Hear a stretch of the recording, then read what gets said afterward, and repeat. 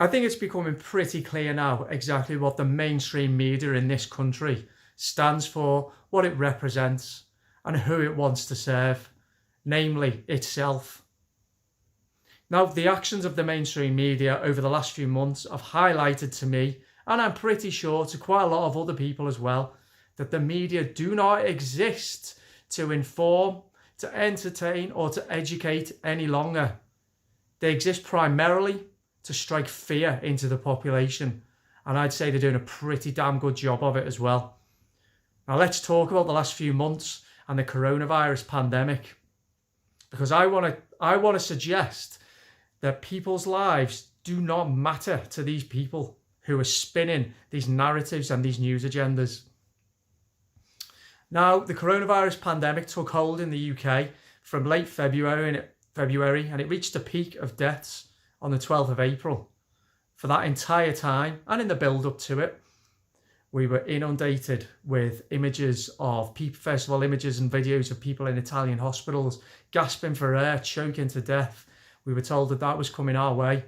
Then the coronavirus did arrive in the UK, and we were subjected to a relentless, incessant 24-hour news cycle of death, destruction and mayhem.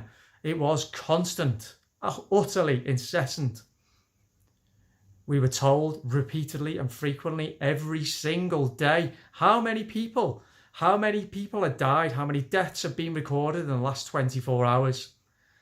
And as the number of people dying of coronavirus or with coronavirus, because we still don't know the distinction between the two, went up and up and up and up, more and more and more was made of this horrendous pandemic that was going on.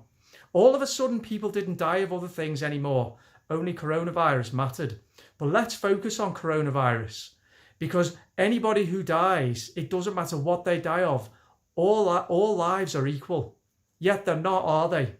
Because as soon as the UK pandemic started easing after the 12th of April, and the number of deaths recorded in the last 24 hours started to go down, first of all quite slowly, and then pretty rapidly before plateauing off slightly, it became more and more and more difficult to find out how many people had died from the mainstream media. Well, they weren't interested anymore, were they? It certainly didn't form part of their headlines and part of their agenda. You ask yourself, why is that? Was it because the picture was improving, so it was more difficult for them to create a narrative of fear around it? Also ask yourself, did they ever care about anybody who died of coronavirus? Do they care? I would suggest they don't, and everything is about power. So what's happening now? Well, in late April, early May, we had a scandal involving a government advisor, Dominic Cummings, that made the headlines for pretty much an entire week. Because of what? Well, because he had the temerity to break lockdown. We still don't know whether he did or not. The point is, it doesn't really matter. The point is, at that moment in time, there was so much good news regarding coronavirus and the fact it was diminishing and disappearing. Did the media report on that? Did they attempt to strike any balance whatsoever after what they'd subjected the population to in the last few months? No, they did not. And what are they doing now? Okay, so what they're doing now is they're starting to fixate and obsess and try to engineer fear around a second spike. That's their agenda now. They don't care about people who are still dying of coronavirus. They don't matter. They're mere statistics. They can't use those people dying anymore because it doesn't suit their news narrative and agenda of fear.